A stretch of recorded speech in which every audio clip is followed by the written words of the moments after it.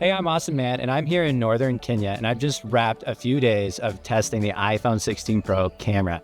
We've logged over 10,000 pictures, 3 terabytes of ProRes log footage, and we've traveled over 1,000 kilometers over this beautiful, beautiful landscape. We've been in the south with a super tusker elephant named Craig. We've been up in the north in the desert and the sand dunes, and we've been on safari with lions in the Lodaiga Hills. It's been a blast, and we've learned a ton. You know, when I was at the keynote in California just over a week ago, I was really keen to learn about the camera control features and photographic styles and the new 48 megapixel ultra wide camera. And I just can't think of a better place to test all of those features than here. Before we dive in, I want to give a shout out to the main partners who have made this project possible. Thanks to White House Custom Color, the best way to print your iPhone photos and any photos. Thanks to Flighty, the very best app for tracking flights on iPhone. And thanks to the team at Lux Optics who make Halide and Kino, which are my favorite manual camera apps for iPhone. And thanks to all of our partners here in Kenya who have made this whole project possible. Koros Camp, your spot up there in northern Kenya is so lovely. Tropic Air Kenya, thank you for keeping us safe on all of our flying adventures. Safari Series, thanks for inviting us into your beautiful camp in the Lodaiga Hills. And thanks to my good friend Bobby Neptune and Wildland Collective. None of this would have come together without you. And last but not least, thank you to all the people of Kenya who have so warmly invited us and welcomed us into this wonderful and beautiful landscape. Okay, let's talk about camera control. So when this feature was announced at the keynote, the entire audience was really excited about it. And I think every pro photographer was excited because this is a feature that the community of photographers using iPhone have long been asking for. And, you know, in response to that, I've seen a lot of accessories. There's cases, there's like add-on handles that connect with Bluetooth to give you a shutter here. And I've played with all those things, but they've always been clunky. And I've also never been convinced that I really need a shutter button here. The main reason is I've been able to trigger my shutter with the volume button and more recently the action button. And I've been able to, get some amazing photos and get all of the flexibility I need, especially one-handed, with the volume button and the action button. So I can reach up high, I can reach low, and I can easily trigger my camera with these mechanical buttons. So I was kind of curious how it would work in my workflow to use this shutter button. You know, I have now shot a lot of images with this, and I have found myself using the camera capture or camera control button quite a lot. And it's really just about flexibility. You know, the iPhone as a camera, one of its great strengths is how nimble and agile and flexible it is. You never quite know how you might be photographing your subject. It's got so much power packed into this thing. And on a trip like this, where we're, in constantly changing scenarios from the air to the ground and bumping around and all these different things, a lot of one-handed operation. It's been really nice to have that extra camera shutter button. So what I love most about camera control, it is by far the fastest way to access your iPhone camera. From being in your pocket, you can pull it out. And even when you're pulling your iPhone out of your pocket, you can be pressing the camera control button. And by the time you've got it in front of you, you can have your camera up and ready to shoot. And that by far and away is my favorite feature. However, what I don't love about it and what I'm not yet used to is the kind of settings control aspect of it. So this button does have kind of two interfaces. One is the click itself, which is actually a mechanical click. You know, even if the phone's off, you can still click this button. It's not like a trackpad alone. But it also has kind of a trackpad feel, as you slide back and forth, you can, and as you slightly depress this button and slide back and forth, then you can change settings. You can change everything from the exposure to the lens and field of view, and also your photo styles and a bunch more.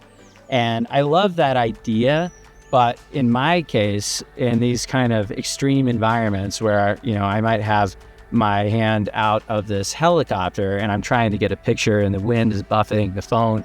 I found early on, more than once in just a few hours, I'd found that I'd actually accidentally bumped the settings and I had zoomed in to like 1.7x and I thought I was at like 0.5. And so that was a little bit tricky. So I went into settings, into camera to see, if I could control that at all. And there are some settings in there, but I didn't find what I wanted. So I popped over to accessibility and then went to camera control in there, and I found that I can actually adjust the amount of pressure that I need to activate those settings, and I can also leave the shutter actuation component on and turn off the settings adjustment component. And that's actually what I did on some of these flights, and just for this specific use case a couple of times, and that was helpful for me. And I think overall, it's a really amazing interface. I think the vast majority of users are going to love the ability to control their settings. And I think I will like it in most scenarios, but there are some scenarios where I can't afford to be accidentally changing my settings, especially without me realizing it. And so it's nice to know that I can tweak the amount of pressure that it takes to actually change settings, and I can also disable that feature temporarily if I need to. Okay, let's talk about photographic styles. So off the top, I haven't really been a photographer that has used filters much. I've kind of dismissed them as these universal one-size-fits-all color adjustments that don't really lend themselves to myself as a photographer and my style.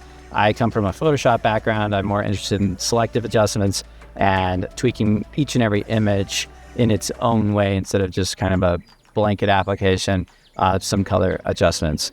That said, when I was sitting in the briefing and talking with the team there, I became really interested in how they explained how photographic styles actually works. And there's a lot going on under the hood here that doesn't actually meet the eye. For starters, photographic styles is aware of people and pets, dogs and cats, and skies in your picture. And when you make adjustments in photographic styles, you're not just getting this blanket color adjustment. You're getting adjustments to each element of the image that ultimately all work together in a more pleasing way. And this is really important, I think, from a lot of contexts. I think in particular, I think that one of the big efforts with photographic styles is to ensure that each and every user of the iPhone camera likes the way that they look when their picture's taken, and the way that their friends look, and anyone that they're taking pictures with.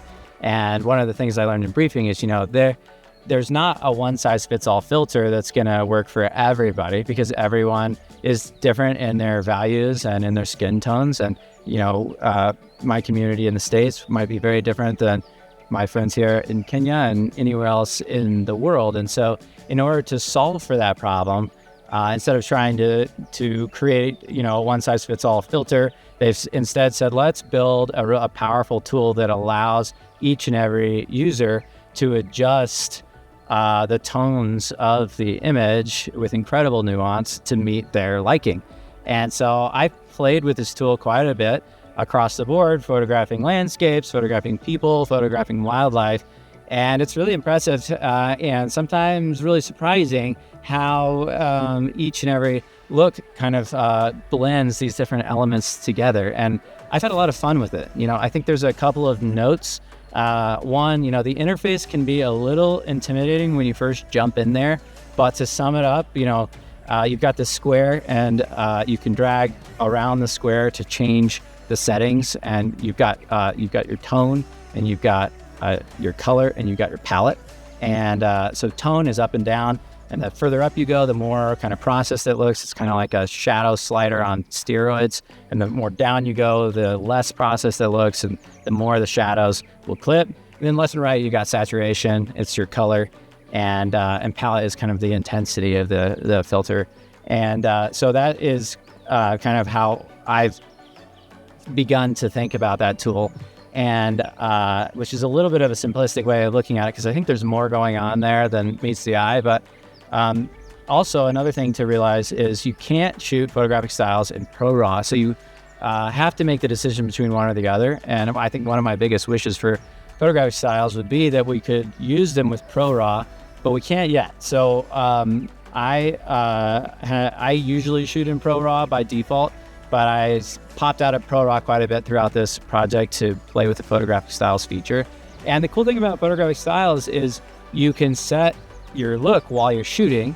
So I could get into stark black and white, for instance, and it feels like I'm walking around with a film camera shooting Tri-X 400 or a contrasty film stock, black and white film stock. And you kind of see the world differently when you're looking through your viewfinder, seeing black and white, and it helps you appreciate shapes differently and the way light and shadow fall together, which is what I think about all the time. And so I've really enjoyed that aspect of it. And the superpower of Photographic Styles is that you can go back later and change that style. I could get a picture and say, I wonder what it looks like in color.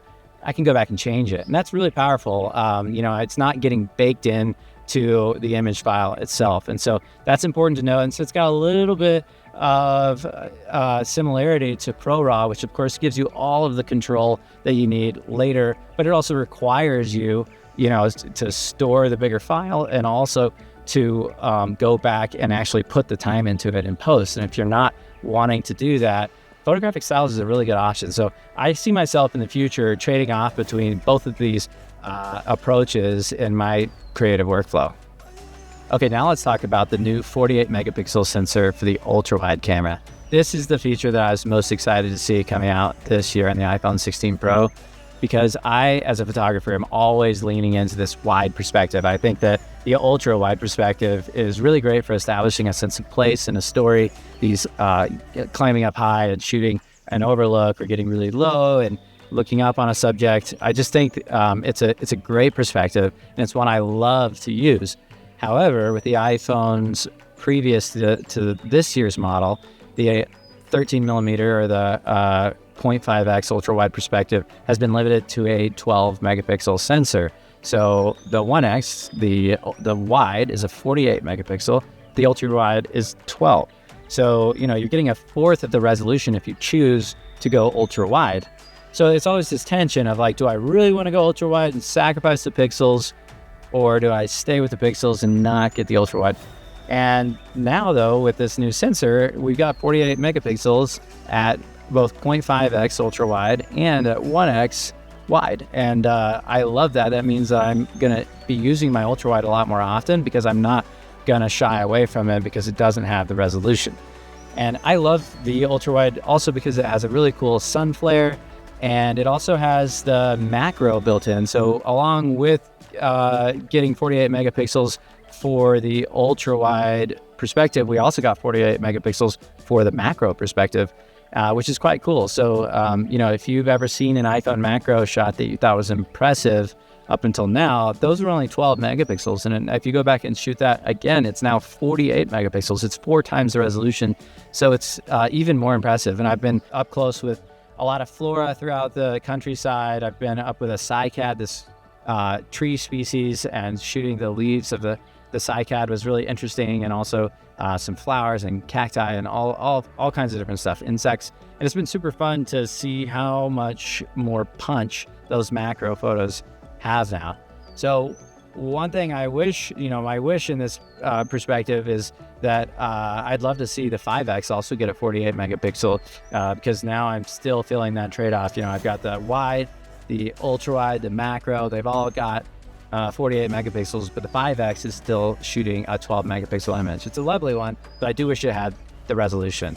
Other things to consider when you're using your ultra wide is it has gotten way better over the last couple of years in low light performance. It has night mode and all of that, but it still isn't quite as fast and quite as strong in low light as your wide angle. So I would love to see that improve. But overall, this is a pretty impressive lens. It's one that I've used more than ever over this last week, and I'm really happy with the pictures that I got, whether they were of Craig, the Super Tusker elephant, or the landscapes over the volcanic craters. One really fun use case using the new ultra-wide 48 megapixel sensor was a couple of days ago when we were driving through the Lodiga Hills just outside of our Safari Series camp, and we came upon this pride of lions. And there were a few youngsters, some sub-adult males, and we thought, maybe we could put the camera down on a tripod in the bushes, and maybe they'll come check it out. So we put it down, put it in ultra wide, and just kind of pointed it up towards the horizon and drove away. And I connected my Apple Watch to it, my Apple Watch Ultra here, and I can see the image on the watch, and I can also trigger the camera with the watch. So we waited for a few minutes, and after a little bit, a couple of the young males came over to check it out. And when they did, I started just firing the camera. And one of the great things about the ultra wide is, of course, it's got a wide field of view. So, when you don't really know what's going to happen, it can be great for this kind of unique and fun use case, which, you don't know if the lion's going to come in this way or that way or whatever might happen. So you're going to capture it all, but also it has a near infinite depth of field. So you don't really have to worry about focus in this instance. So anyway, these two young males came up and kind of checked out the camera, sniffed it a little bit, and I was able to get some really fun pictures looking up at the animals, which, is a kind of unique perspective. It's definitely unique from being in the Land Cruiser, and a fun one that I've never captured with my iPhone before. So this year, we saw a lot of improvements in the Pro Cinema workflow on the iPhone 16 Pro.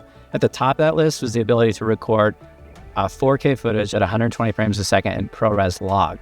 Now you have to plug an SSD into your phone to be able to do this, but if you're willing to do that, this stuff looks beautiful. We got to test this with the helicopter as it landed out on the sand dunes in northern Kenya, and that was a perfect use case to really test it, because you've got sand flying in the air, you've got the propellers spinning super quickly, and the footage came out lovely. And I would be hard pressed to be able to distinguish this footage from a larger cinema rig shooting in the same format and colored the same way.